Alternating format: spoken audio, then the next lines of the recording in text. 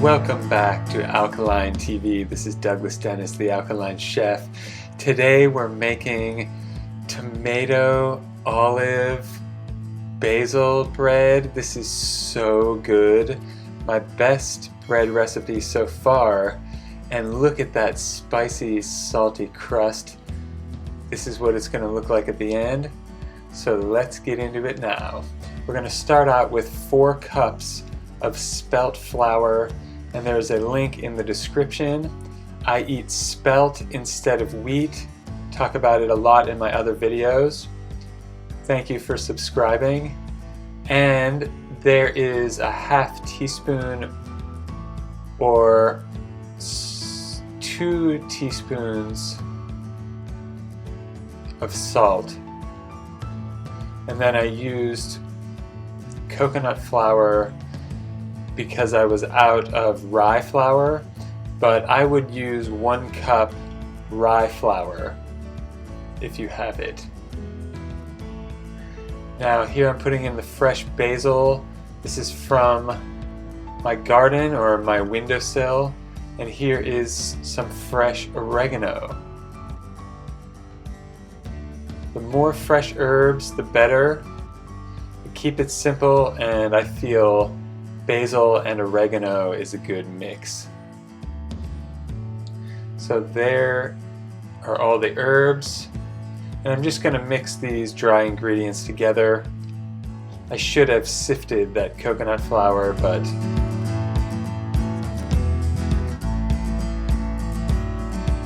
quickly combine the dry mix. And you don't need an electronic mixer for this, you can do it by hand. I did all my previous bread videos by hand, but the electric mixer is great. 2 tablespoons avocado oil, 2 tablespoons sea moss gel, and actually that was agar-agar gel because I was out of sea moss gel. Sea moss gel would be better.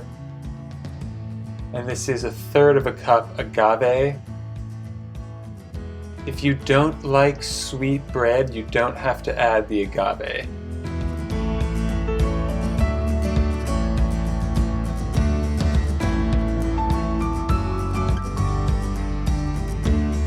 An entire can of organic olives, and those are the brand that I found with no additives. It's just sea salt and water.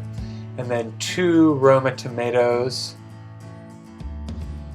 chopped up, and gave it a good dusting of cayenne. If you don't like it spicy, you don't have to add that. Now we're going to add 1 cup sparkling spring water, and you're just going to add this little by little, little at a time, and then we're going to use about a 1/2 cup more, but you don't have to use it all. Stop adding when it's the desired thickness, and you can see after you've made this a few times it becomes very easy, but you want your dough to be a big blob like that. It's okay for it to be a little bit wet depending on what type of bread. So I'm going to add just a little bit more of the sparkling spring water, but I didn't use that whole 1/2 cup. There we go, that looks great. Nice and firm. I oiled that bread hook before I started with grapeseed oil. This looks pretty good, just getting in there to make sure it's the right consistency. Perfect. So we're going to oil the bread loaf pan, get the oil all over. I just get it right in there with my hand because then I can use my oily hand to transfer the dough into the bread loaf. And then just to make sure that it definitely isn't going to stick, I also sprinkled some spelt flour on the bottom of the pan. And then you can just tap it around. Make sure it's all the way coated in the corners. And if you do this, the bread should fall right out when you're done, and no problems at all. All right, perfect. Here we go, just plop it in. And gently shape it. I don't shape mine very much, just make sure it's uniform so that it bakes evenly. Now I have a couple secrets here, but first I'm going to stick this in a bag because I don't have any plastic wrap. So I just recycled a bag to cover this up and let it sit for an hour or so.